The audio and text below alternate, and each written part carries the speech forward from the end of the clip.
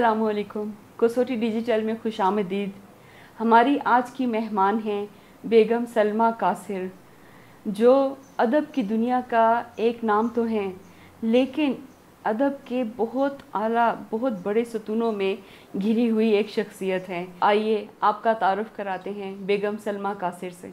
अदबी हलकों में एक बहुत जाना पहचाना नाम है जी। लेकिन आप से मुतल्लिका लोग जो हैं, आप चारों तरफ अदब के बहुत बड़े बड़े सतूनों में घिरी हुई हैं।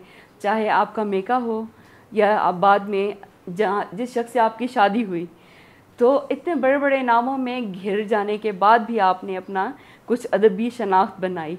तो इस बारे में आप क्या कहेंगी? ज़रा अपना तफसील से तारुफ़ कराइएगा। ऐसा है कि मेरे वालिद साहब सईद अहमद अख्तर बहुत अच्छे शायर थे और उनकी तकरीबन कोई 16-17 किताबें तो उर्दू की हैं और 3-4 इंग्लिश की हैं। उसके बाद मेरे दोनों भाई जो हैं वो भी खावर अहमद और अमजद सईद अख्तर, ये दोनों भी शायर हैं। अमजद इंग्लिश में पोइट्री करते हैं और खावर अहमद जो हैं वो उर्दू में करते हैं और वो भी तकरीबन इनाम याफ्ता और बहुत बड़े शायर हैं। और फिर शादी के बाद जो ससुराल मिला तो उसमें तो फिर बहुत ही सबको हैरान परेशान कर दिया कि वो इतने बड़े शायर थे कि वो पाकिस्तान से भी ये नहीं निकल के तो सारी दुनिया में वो उनका एक शेर इतना मशहूर हुआ कि करूँगा क्या जो मोहब्बत में हो गया नाकाम, मुझे तो और कोई काम भी नहीं आता। सही। अदबी घराने से ताल्लुक़, जी, क्योंकि आपके वालिद भी फिर आपके दादा भी, जी, उनका भी अदब से बहुत गहरा शगफ था, तो इसकी बदौलत आप पर भी असर हुआ। हाँ जी। दादा के बारे में एक मैं वाक़या ज़रूर आपको बताऊंगी कि वो थे तो स्कूल में हेड मास्टर, लेकिन उनका अदबी ज़ौक़ भी बहुत अच्छा था। तो वो उस ज़माने में 1940 में वो गालिब की ग़ज़लें और अल्लामा इक़बाल वो सारा उनको याद होता था। तो एक दफ़ा वो ऐसे ही बैठे हुए थे तो अचानक उनको ना अल्लामा इक़बाल की डेथ की ख़बर मिली ना, तो वो बेहोश होके गिर पड़े ना कि या अल्लाह ये क्या हो गया। तो फिर वो उस ज़माने में ये नहीं कि अल्लामा इक़बाल के जनाजे में पहुँचे। तो यहाँ से जब हमारा सिलसिला शुरू होता है, मेरे वालिद साहब, मेरे दोनों भाई और फिर शादी के बाद कासिर साहब, तो बस ये एक अल्लाह ताला की कुदरत है, अल्लाह ताला की शान है कि आपको वो इतना नवाज देता। सही। अच्छा, आपका बचपन जो है वो कैसे गुजरा, उसके बारे में बताइए। मेरा बचपन बहुत अच्छा था। वो इसलिए कि बाबा सिविल सर्वेंट थे और हंसते खेलते कभी 4 महीने यहाँ गुजार दिए सर्विस में, कभी 6 महीने पेशावर आ गए, कभी बनू चले गए, कभी मीरन शाह चले गए, कभी वाना चले गए। तो उस लिहाज से बहुत अच्छा था और बड़े बड़े घर और नौकर चाकर और हल्ला गुला, ये नहीं कि बहुत ज़बरदस्त। और स्कूलिंग भी उसी लिहाज से फिर यहाँ भी पढ़ लिया 6 महीने और 8 महीने कहीं और भी पढ़ लिया, क्योंकि उनकी हर 6 महीने के बाद ट्रांसफ़र हो जाती थी, तो हम भी उनके साथ साथ चलते रहते थे। सही। तो यानी आपने केपी के घाट घाट का पानी पिया है आपने। बिल्कुल ऐसा है। सही। तो वालिद का ताल्लुक़ चूँकि अदब से था, तो क्या घर में भी अदबी माहौल था? बिल्कुल ऐसा ही है, क्योंकि जब से हमने होश संभाला तो मैंने ये देखा कि हमारे घर में तकरीबन वीकली नहीं तो मंथली मुशायरा ज़रूर होता था और दावतें होती थीं, तो उनमें भी यही शायर हज़रात आते थे। तो यही माहौल होता है जिसमें आप घर में किताबें देखते हैं, रिसाले देखते हैं, ऐसे लोगों का आना देखते हैं और जो गुफ्तगू होती है उससे आप सीखते हैं कि बाबा क्या कह रहे हैं, भाई आपस में कैसे गुफ्तगू कर रहे हैं। तो इस तरह से हमारा बचपना गुजरा। तो आप कुछ नाम बताएंगी जो बचपन में मुशायरों में आपके घर शरीक होते थे और जिनसे आप मुतासिर हुए? हमारे यहाँ तो मैं समझती हूँ कि पाकिस्तान का कोई ऐसा शायर नहीं है जो कि हमारे घर ना आ चुका हो। और अब तो अल्लाह ताला उन लोगों के यानी जन्नत नसीब करे जो यहाँ इस वक्त ज़िंदा नहीं है, लेकिन जैसे आप फराज साहब का नाम ले लें, जैसे आप मोहसिन साहब का नाम ले लें, जैसे खातिर गज़नवी साहब का नाम ले लें, इस तरह फिर अब ये है कि इफ्तिखार आरिफ साहब हैं, अहमद नदीम कासमी साहब हैं, अमजद इस्लाम अमजद साहब हैं, یہ نہیں کہ میں سمجھتی ہوں کہ کوئی ایسا شاعر نہیں رہ گیا تھا جس کو ہم نے اپنے گھر میں پڑھتے ہوئے رہتے ہوئے نہ دیکھا. صحیح. یہ تو ادب کے اتنے بڑے بڑے نام ہیں ہاں جی کہ آپ تو مطلب بچپن ہی سے ان کو سنتی چلی آئیں. بالکل. تو یہ تو پھر آپ کی ہم کہہ سکتے ہیں کہ آپ کی رگوں میں بھی خون کے ساتھ ادب دوڑ رہا ہے. یقیناً جب آپ کے ارد گرد جب ایسا ماحول ہوتا ہے اور آپ اتنے بڑے لوگوں کو دیکھتے ہیں تو خود سوچتے بھی ہیں تو یقیناً آپ کے ذہن پہ وہ بات اثر تو کرتی ہے. تو پھر میں نے بھی تھوڑا بہت لکھنا شروع کر دیا. وہ اس وجہ سے کہ میں نے کہا کہ یارا اگر آپ کے گھر میں یہ ماحول ہے تو کم از کم آپ بھی کچھ اتنا تو کر بھی لیں کہ کم از کم اس گھر کا جو اصول ہے یا اس گھر کی جو تربیت ہے اس کا تو حق ادا کر دیں. صحیح. اچھا سلمیٰ، آپ اپنے بارے میں بتائیے گا کہ آپ کا جو ہے ادب کی کس شاخ سے آپ کا تعلق ہے، شاعری سے یا نثر سے؟ میں شاعری بھی تھوڑی بہت کرتی ہوں، زیادہ نہیں. اور شاعری میں بھی میں زیادہ تر نظمیں لکھتی ہوں اور نثر بھی میں نے لکھی ہے. تو بس وہ اس لیے کہ جب شوق تو آپ کو چل رہا ہوتا ہے، آپ کا شوق ساتھ ساتھ، اور جو آپ بڑے ہوتے جاتے ہیں. اب جب میں اسکول میں تھی تو مجھے شعر و شاعری کا اس طرح سے شوق تھا کہ ہمارے ہاں بیت بازی ہوتی تھی اسکول میں. بالکل. تو اس میں 2 گروپ بن جاتے تھے، ایک 8 بندوں کا گروپ بن گیا، ایک 8 بندوں کا بن گیا. اور جس گروپ میں ہوتی 4 لڑکیاں اس طرف، 4 لڑکیاں اس طرف، 4 لڑکے اس طرف، 4 اس طرح سے. تو لڑکے یا لڑکیاں ان کی خواہش یہ ہوتی تھی کہ یہ ہمارے گروپ میں شامل ہو، کہ جس گروپ میں میں شامل ہوتی تھی وہ بیت بازی جیت جاتا تھا. وہ اس لیے کہ مجھے شعر بہت زیادہ یاد تھے. اچھا سلمیٰ، ابھی اتنا نہیں گزرا جی جب ہمارے ہاں ادب کا بہت اثر ہوتا تھا گھروں میں، لیکن اگر ہم آج کل کی نئی نسل کو دیکھتے ہیں اسکولوں میں، کالج، ہم نے بھی جب پڑھا تو باقاعدگی سے اسکول لیول پر بھی بیت بازی ہوتی تھی. ایون یہ کہ کلاس میں بھی کبھی کبھار اردو کی جو ٹیچر تھیں تو وہ کہتی تھی کہ چلیں آج پڑھتے نہیں ہیں، آج بیت بازی کرتے ہیں. تو لڑکیوں کو ماشاءاللہ سے اسکول کے زمانے میں بڑے اچھے اچھے اشعار یاد ہوتے تھے. لیکن آج کل کے بچوں کو اگر آپ کہیں کہ بیت بازی تو وہ پوچھتے ہیں کہ یہ کیا ہے. اس بارے میں آپ کیا کہیں گے؟ بالکل آپ کی بات صحیح ہے. نو ڈاؤٹ کہ اب اول تو بچے نیٹ سے، موبائل سے، ان چیزوں سے فارغ نہیں ہیں. اور اسکول کی کتابیں تو شاید کبھی وہ کھول بھی لیں، لیکن ادب کی کتابیں اس سے تو وہ اتنی دور ہو گئے ہیں. اور یہ بڑے دکھ کی بات ہے کہ ہمارے آج کل کے جو بچے ہیں یا جوان نسل جو ہے وہ اس طرف نہیں آ رہی. وہ آپ کی بات بالکل صحیح ہے کہ بچے سے پوچھیں کہ بھئی آج بیت بازی کرنی ہے تو آپ سے پوچھیں گے کہ بیت بازی کیا ہوتی ہے. اچھا قطع کلامی کی معافی چاہتی ہوں. ہم اس کا مورد الزام موبائل کو ٹھہراتے ہیں، لیکن مجھے دنیا گھومنے کا اتفاق ہوا ہے اور میں نے یہ دیکھا ہے کہ ترقی یافتہ ممالک میں کتب بینی پہلے سے زیادہ بڑھ چکی ہے. وہاں پر جب آپ سفر کرتے ہیں بسوں میں، ٹرینز میں، پبلک ٹرانسپورٹ میں، تو وہاں پر آپ کو سب لوگ جو ہے وہ میگزین یا کتابیں پڑھتے ہوئے نظر آتے ہیں. تو ہم اس کا مورد الزام تو ترقی کو نہیں ٹھہرا سکتے. شاید ہم نے خود اپنے بچوں کو ایسا ماحول نہیں دیا کہ وہ ادب سے قریب ہوتے ہیں. کیا کہتی ہیں آپ اس بارے میں؟ میں اس بارے میں یہ کہوں گی کہ دیکھیں گھر سے ہی آپ سیکھتے ہیں، ٹھیک ہے. اب ضروری نہیں ہے کہ اگر میرا تعلق ایک ادبی گھرانے سے ہے تو کسی اور بچے کا بھی ادبی گھرانے سے ہو تو وہ یقیناً شاعری کرے گا، یقیناً وہ شاعر بنے گا. ایسا نہیں ہے. ایک موسیقار ہے تو اس کا بچہ ضروری نہیں ہے کہ وہ موسیقار بنے گا. ایک آدمی اگر مصور ہے تو ضروری نہیں ہے کہ وہ بچہ پینٹر بنے گا. ایسا نہیں ہے. لیکن ہم لوگ خود ایک تو بچوں کو اتنی توجہ نہیں دیتے کہ وہ کس طرف جا رہے ہیں. اور بہتر یہ ہے نا کہ انٹرنیٹ نے جہاں ہمیں بہت سی سہولتیں، بہت اچھی باتیں، ایک کلک پہ دنیا جہان کی ہم لوگوں کو معلومات مل جاتی ہیں، لیکن آج کل کے بچوں کا ذہن اس طرف نہیں جا رہا. ذہن نہیں جا رہا، جو کہ بہت میں کہتی ہوں کہ ایک اچھی بات نہیں ہے.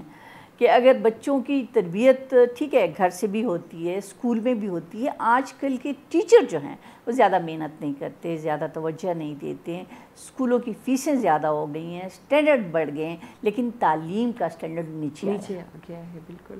اچھا، آپ نئی نسل کی بات ہو رہی ہے تو آپ تو نسل در نسل آپ کا ادب سے تعلق ہے، آپ کے اپنے گھرانے میں آپ کے بھی بچے کیا وہ بھی اس طرف مائل ہیں؟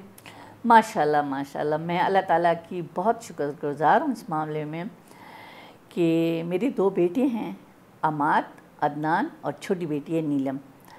تو آپ یقین کریں کہ جب قاصر صاحب کی ڈیتھ ہوئی تو قاصر صاحب کی صرف 3 کتابیں تھیں. اس کے بعد انہوں نے ان کا مجموعہ چھاپا، یعنی کلیات چھاپی ان کی. اس کے بعد انہوں نے آپ کے بچوں نے؟ میرے بچوں نے مل کے، ہم سب نے، یعنی یہ مشترکہ آپ محنت کہہ سکتے ہیں کہ میری بھی اور عماد عدنان کی بھی اور نیلم کی. اور نیلم ماشاءاللہ اپنے بہت وہ لکھتی ہے، شارٹ سٹوریاں اور ناول لکھتی ہے، اس میں وہ کافی انعام جیت چکی ہے.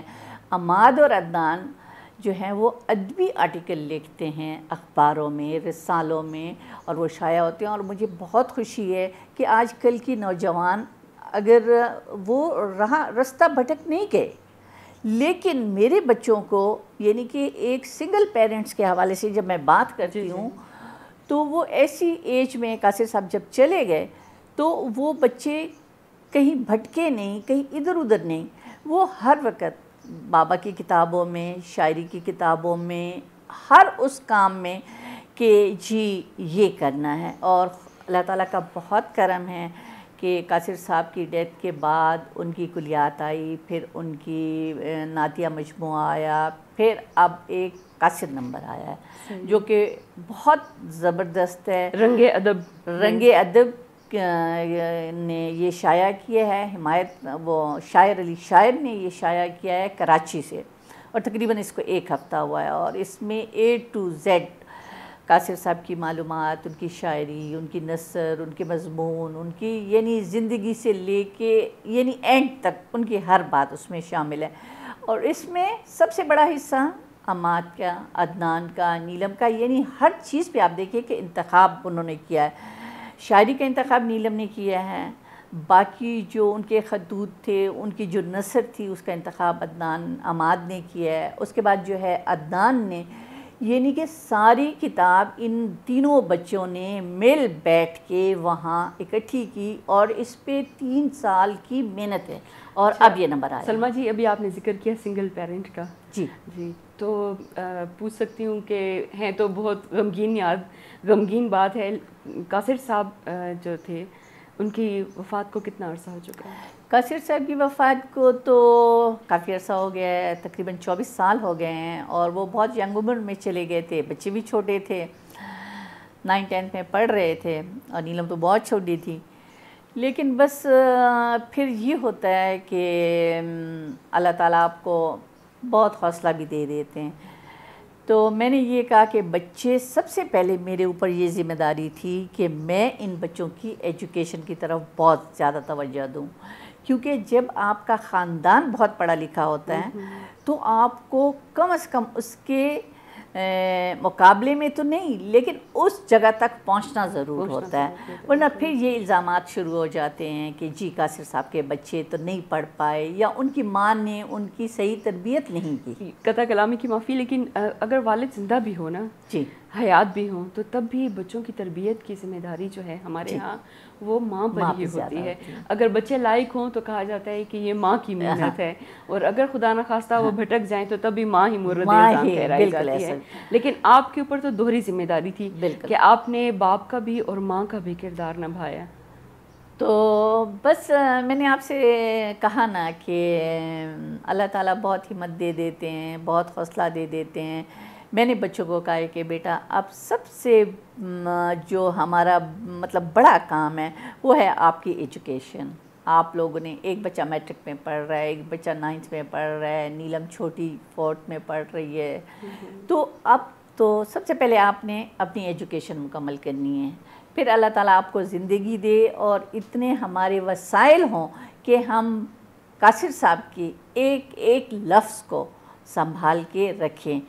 तो कुदरत ने इस बात में मेरा बहुत साथ दिया। बच्चों ने अमाद ने MBA इन फाइनेंस किया माशाल्लाह, अब वो स्टेट बैंक में जॉब कर रहा है।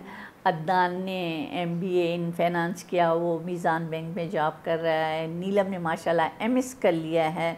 तो मेरे लिए ये बहुत खुशकिस्मती की बात है कि मेरे तीनों बच्चे इस वक्त मास्टर लेवल कर चुके हैं और बहुत अच्छी जगह पे जॉब्स कर रहे हैं। अच्छा, अभी आप हमें बताइएगा कि कासिर साहब जी तो आपके शोहर थे जी, ठीक है, लेकिन बहैसियत शायर आप उनके बारे में और उनकी ज़िंदगी के मुख्तलिफ जो पहलू हैं, अगर आप थोड़ी सी रोशनी डालें, हमारे व्यूअर्स को पता चले कि एक कितना बड़ा नाम था, तो उनके बारे में वो जानना चाहेंगे, उनकी निजी ज़िंदगी के बारे में भी और उनकी शायरी के बारे में भी। तो अगर मुख्तसरन अगर आप कुछ बताएं।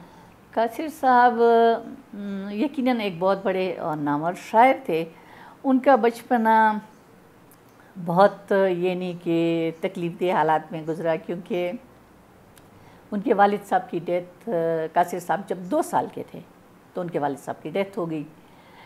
तो वो चूँकि गांव में रहते थे, पहाड़पुर में रहते थे, और फिर जब उनकी स्कूलिंग शुरू हुई तो स्कूल में भी जब वो जाते थे तो अक्सर ये बताते थे कि मैं जब जाता था तो मेरे पास कोई बस्ता नहीं होता था, मेरे पास कोई किताब नहीं होती थी, इवन मेरे पास पहनने के जूते भी नहीं होते थे।